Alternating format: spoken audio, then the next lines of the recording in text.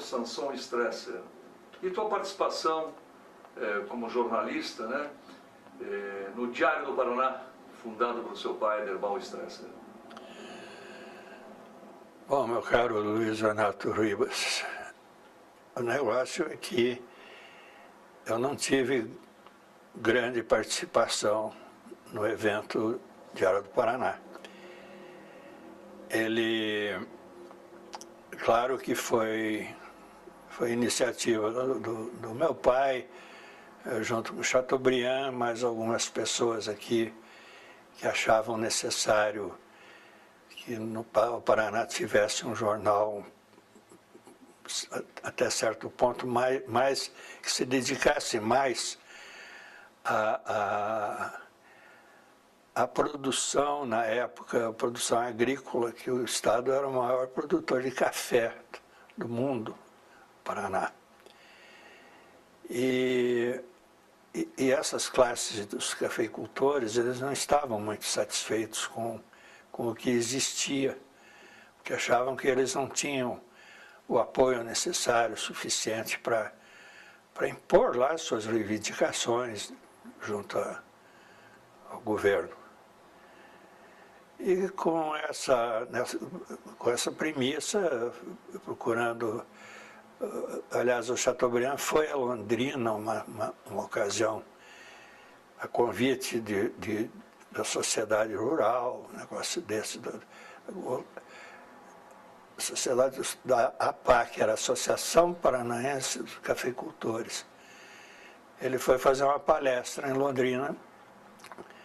Depois houve um jantar na casa de um médico lá, eu me lembro, ele estava nessa ocasião. E foi aí, então, que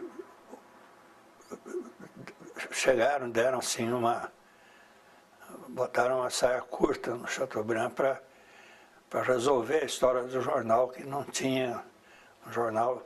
Eles se baseavam muito no comportamento do Diário de São Paulo, que era um jornal dedicado a isso, apoiava bastante a indústria paulista, aquilo tudo.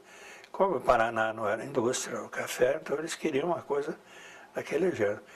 Aí sim que o Chateaubriand, o Derbal aqui é que vai fazer isso aí para vocês, vamos conversar, Então meu pai começou a fazer reuniões com eles. Me lembro até que era Horácio Coimbra, Newton Carneiro, que eram essas pessoas da época mais entrosadas no métier.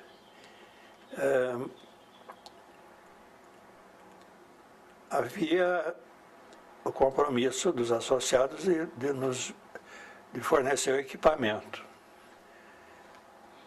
E demorou, veio uma rotativa, vieram os linotipos naquela época, era tudo feito a chumbo, né? Chumbo derretido.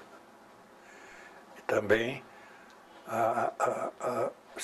o setor fotográfico também era com os filmes de celuloide e a gravura em zinco, né? Os famosos clichês. Enfim, tudo isso meu pai já sabia, já conhecia, porque já tinha tido o jornal dele, sabia como é que funcionava, tinha seus ideais políticos e paranistas, bastante paranistas.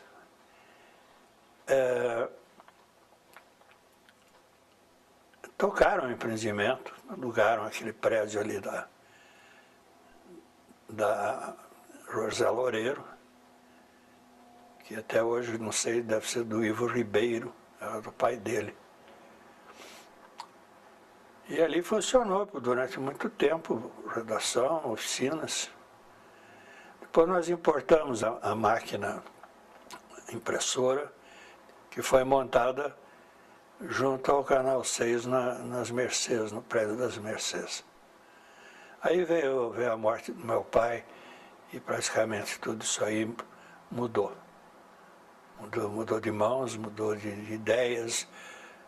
Veio um grupo de São Paulo para assumir, já não tinha então mais aquele aquele vínculo paranaense necessário, de que o jornal, as empresas, enfim, seriam para dar suporte, prestigiar o que fosse do Paraná, o que nós tínhamos feito até então.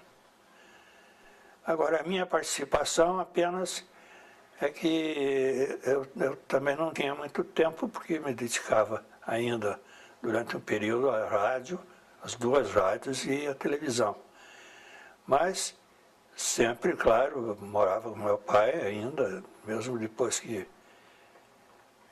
minha mãe faleceu, eu continuei morando com meu pai, e sempre trocávamos ideias, e eu sabia de como é que a coisa funcionava, como é que andava. E colaborei o quanto pude, escrevendo, inclusive, uma época que eu fiz coluna. Enfim,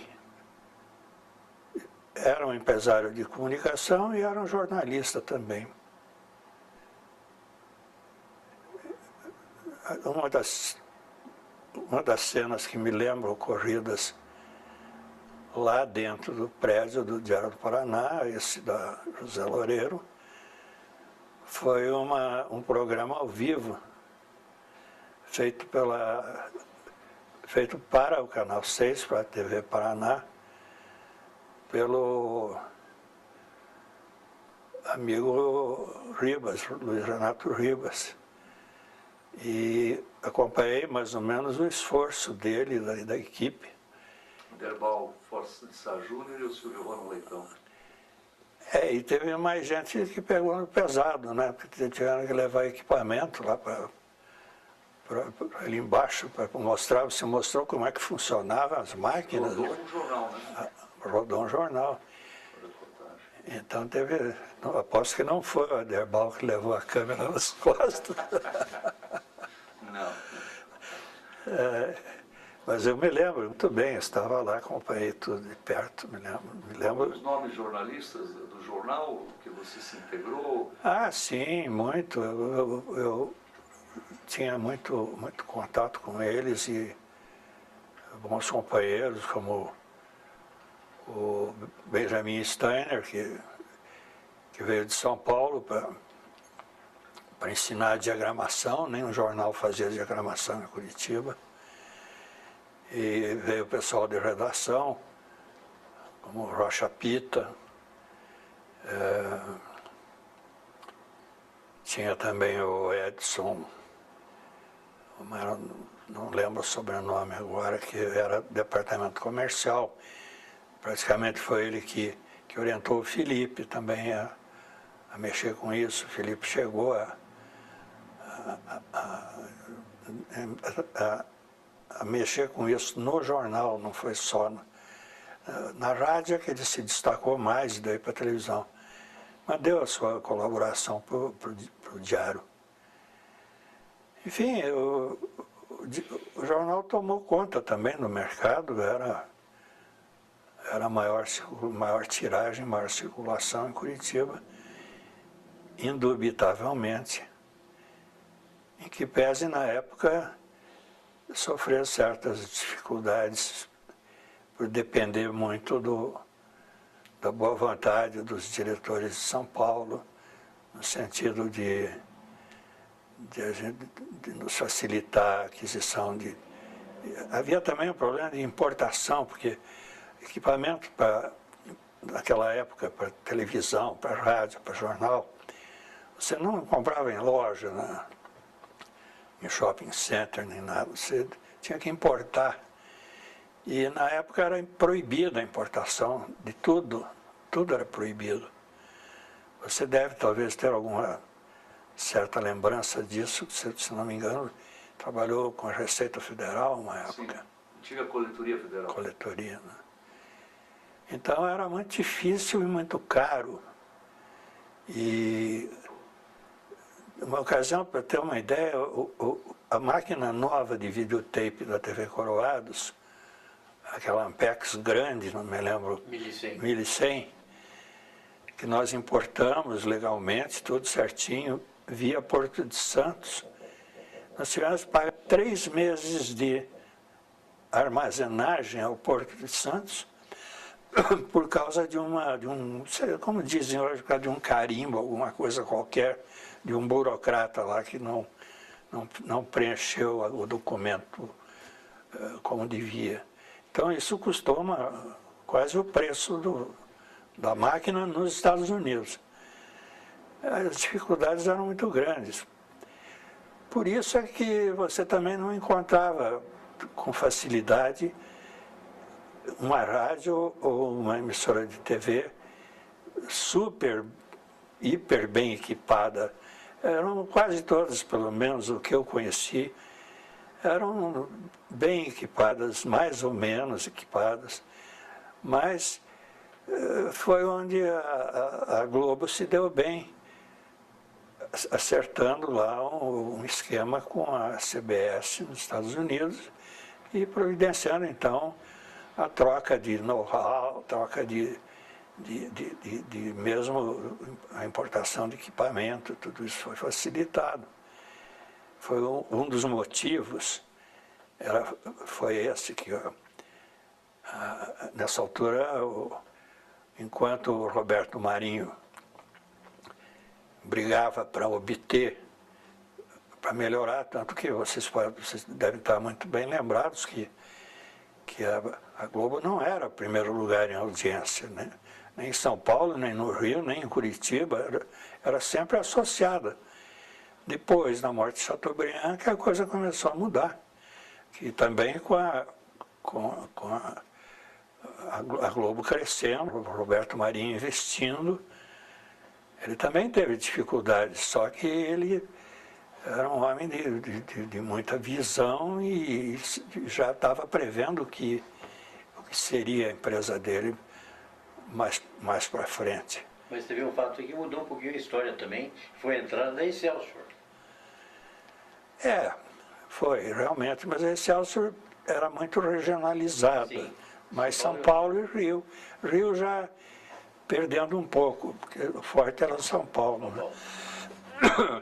Foi exatamente nesse período que a Globo, que era associada, começou já a ter problema. Agora você veja, em compensação nas associadas, em Porto Alegre, a Piratini tinha a sua programação local, regional, boa. Recife, a mesma coisa. Né? Então, Belo Horizonte, eles não é como nós, com o teleteatro, chegamos a fazer o Direito de Nascer, nós não ficávamos parados esperando que o Chateaubriand, alguém mandasse alguma coisa. A gente corria atrás. Mas, enquanto isso, você veja que se tivesse continuado naquele ritmo na televisão, digamos, teria acontecido o que aconteceu realmente, que a outra emissora de TV de Curitiba, ainda naquele tempo, só tinham duas, a outra acabou quebrando quando veio a terceira, quando veio a Iguaçu. Acabou quebrando ao ponto de entregar para o banco e pegar o chapéu. Não era fácil. Precisava, assim, o pessoal mesmo da luta, disposto a enfrentar toda a dificuldade, Ainda voltando ao Diário do Paraná, a TV Paraná Canal 6, emissora associada, durante algum tempo, tinha uma saúde financeira muito grande. O Diário do Paraná se tornou dependente por algum tempo da TV Paraná? Totalmente, como também em outras capitais. O Diário de São Paulo chegou a um certo ponto que já estava praticamente falindo. O Diário da Noite chegou a fechar e a Tupi, a TV Tupi, ainda estava dando um jeito de manter esses jornais circulando, como aconteceu em Porto Alegre. No fim, o jornal associado lá, que era o Diário de Notícias, né, acabou também, hoje, os tirotes que dominaram. Mesma coisa aconteceu na Bahia, aconteceu em Pernambuco. Minas. Minas. havia muita ganância lá no centro do controle dessas empresas. As empresas eram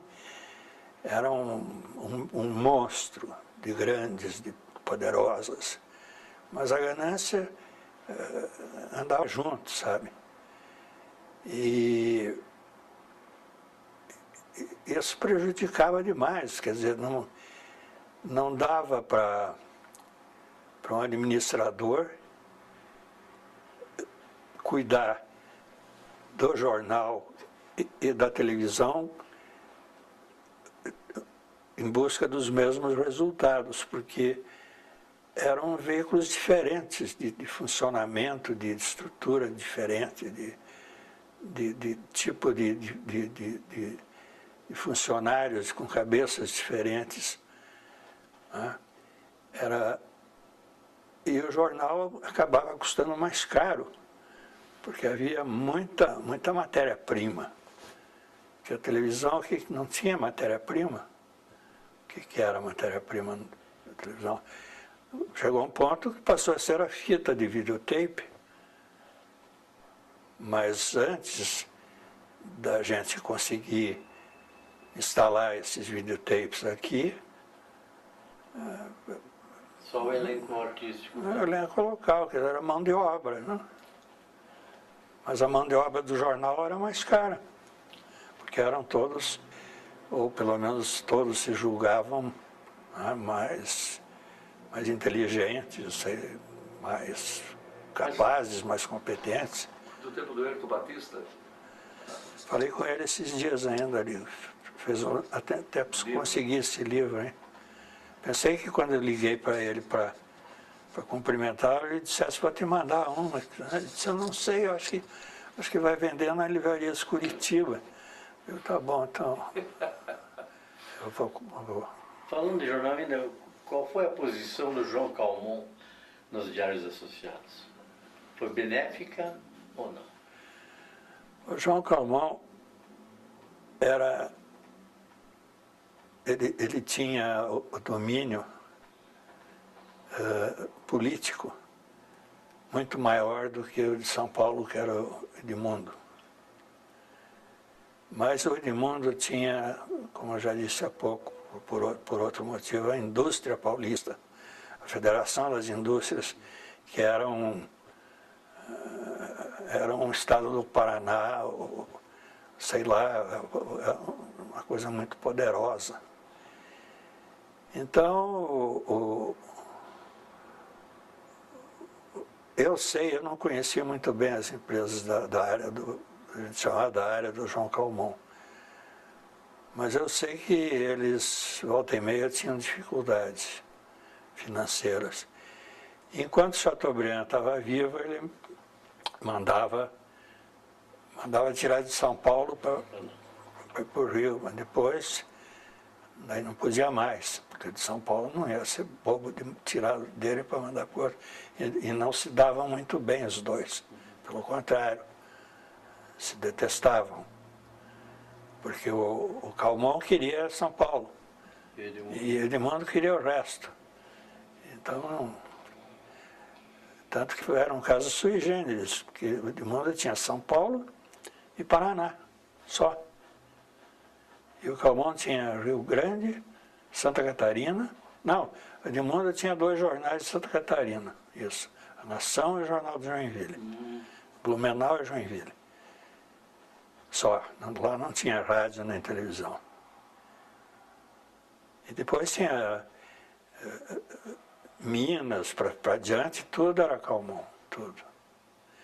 Por sinal, há poucos dias eu li uma matéria que o meu filho me mandou de uma publicação no Rio de Janeiro, que o neto do Chateaubriand, filho do Mário, eu conheci o pai dele, era o filho mais velho do Chateaubriand, que já morreu também.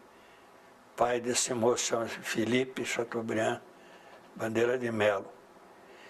Ele é um camarada assim, muito ligado a centro espírita e coisas assim do gênero lá terreiros, dessas coisas lá no Rio de Janeiro.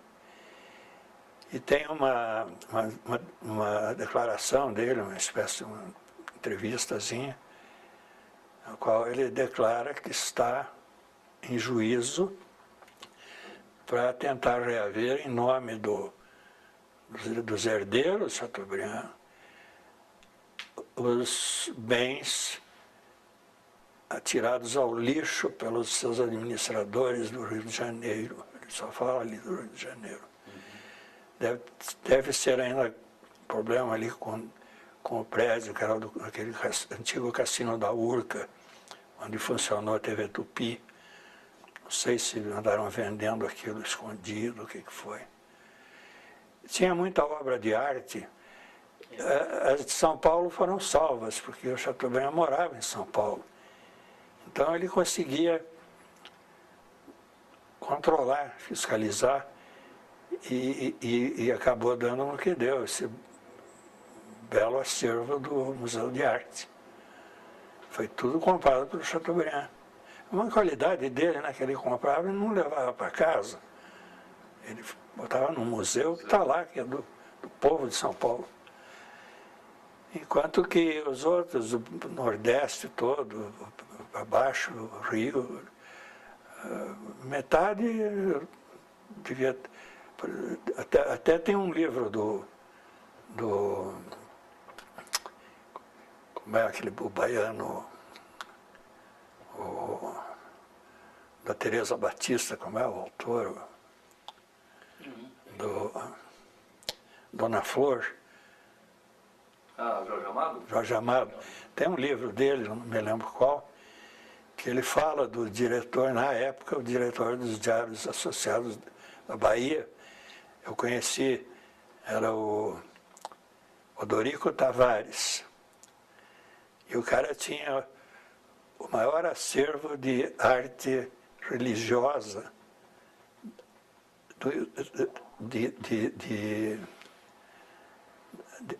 da época da colonização no Brasil, tudo. E principalmente ali daquela região, do interior da Bahia, de Pernambuco e tal. E ele faz um comentário maldoso, que ele acha um acervo adquirido, ou que deveria estar na casa do cara, um negócio assim. Então foi o que eu falei há pouco, muita ganância. O pessoal, a coisa é meio parecida com o que a gente está vendo na política hoje. Os camaradas parece que vão para as assembleias, para as câmaras, para os postos, os altos postos do governo, já pensando o quanto aquilo vai render e o quanto mais rápido possível. E onde é que ele vai arrumar emprego para o filho, para a filha, para o neto, para o sogro, para o namorado. Acabou, né? O meu pai era um homem que não dava emprego para irmão. Os irmãos dele eram vários, nunca nenhum trabalhou nas empresas que meu pai era diretor.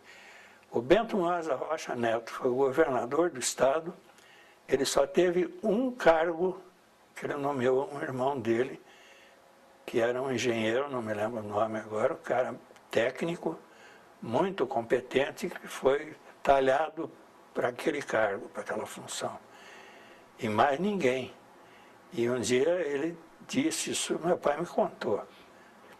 Ele disse ao meu pai de Cederbal, eu não nomeio parente do meu lado para cargo nenhum, a não ser esse assim, assim. Com esse do meu lado, já deu para entender, né? Quer dizer, o casal, ele salvou ao lado dele, a parte dele, Munhoz.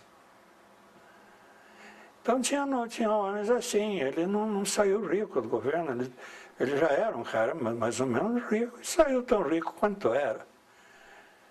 Agora, quantos outros casos que a gente... E muito pior, porque é dinheiro público, é dinheiro do erário.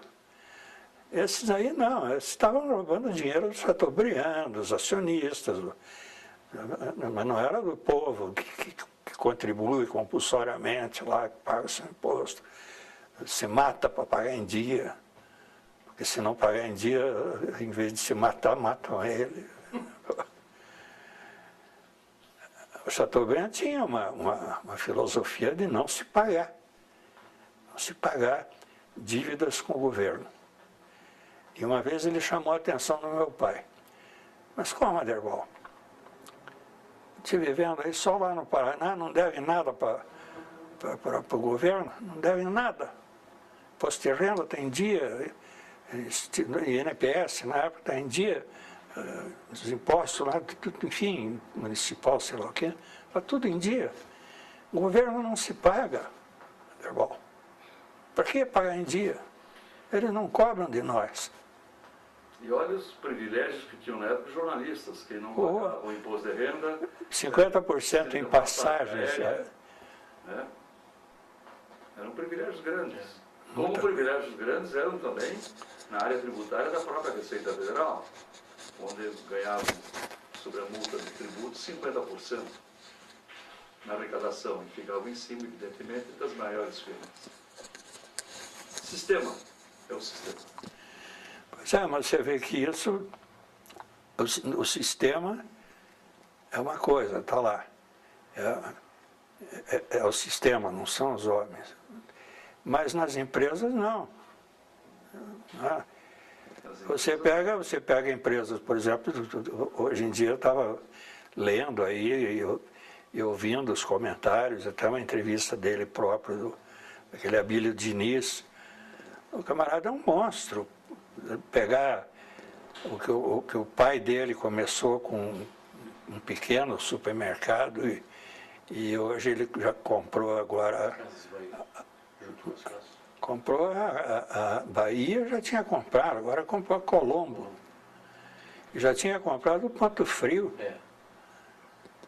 E já tinha comprado o Extra antes. Então, ali sim, o empreendedor, o homem de empresa, não está se preocupando com a política. Né? Isso, lamentavelmente, nessa nossa, eu digo nossa, apesar de eu não estar mais no ramo, lamentavelmente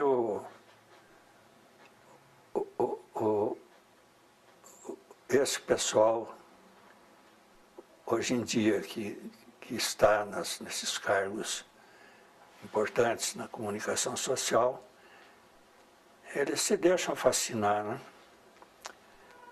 Eles se deixam, enfim, não se vê mais aquela energia, aquela vontade de... O que ocorreu, que foi na minha cabeça de construir esse prédio aqui, onde está o Canal da Música? Por que depois o sujeito que veio no meu lugar pegou e acabou com tudo? Destruiu o que tinha lá dentro. Por que depois vem o governador e resolve refazer aquilo tudo e entregar para o povo como sendo uma obra para o povo? Era uma casa de espetáculos, continua sendo uma casa, isso disse ele, dito por ele.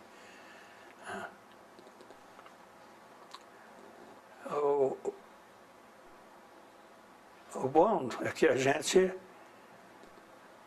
vivendo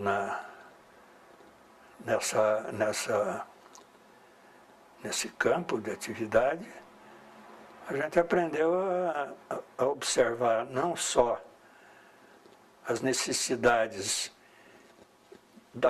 que a gente tinha de que entrasse, mas também as necessidades daqueles que estavam esperando alguma coisa de volta, de retorno. Então, ele comprava um televisor para ter em casa para ver televisão e queria ver uma boa televisão. Elementar. Comprava um rádio, queria ouvir uma boa programação. É o retorno que você tem, fora a obrigação que você tem para com a sociedade, né? Você não pode também, mesmo sendo uma empresa, sendo tua, particular, de caráter privado, você pegar e se dedicar exclusivamente às necessidades suas e da sua família. Não, tem um mundo de gente que está assistindo, que está vendo, que está lendo, que tem necessidades e que você tem, é uma função social, obrigação que você tem de dar um apoio. E não é só criticar o que não interessa. Infelizmente, eu vejo a coisa mais ou menos por aí. Para encerrar, como é que você descreveria esse jornalista que foi uma escola nos anos 50 e 60, tanto na televisão e sobretudo no jornal Aderbal Strasser? É a primeira vez que me fazem essa pergunta e, sinceramente, é a primeira vez que eu penso numa resposta para ela. Mas eu via nele isso, olhando agora, sob a prisma de quem está observando após feita a sua pergunta. Como dizem hoje, ele era um homem do bem. Religião à parte, tudo isso à parte, entre o bem e o mal, que nós sabemos o que quer dizer isso, ele era do bem.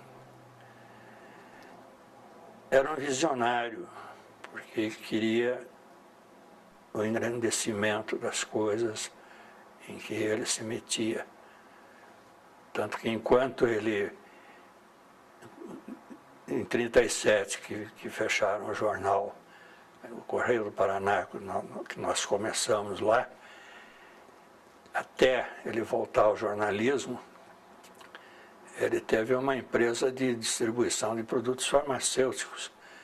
E nunca tinha lidado com esse ramo na vida, mas teve sucesso, a tal ponto que na época ele tinha representações assim, de laboratórios como Roche, como Pfizer, os mais importantes multinacionais hoje, né?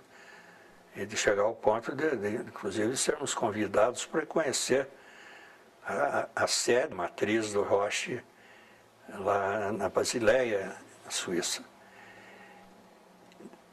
Ele lutava, minha mãe dizia que ele era teimoso, mas a teimosia dele eu entendo. É porque era a necessidade de ver a realização,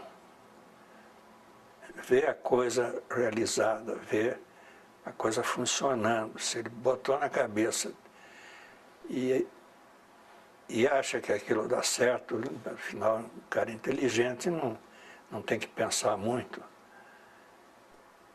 Ele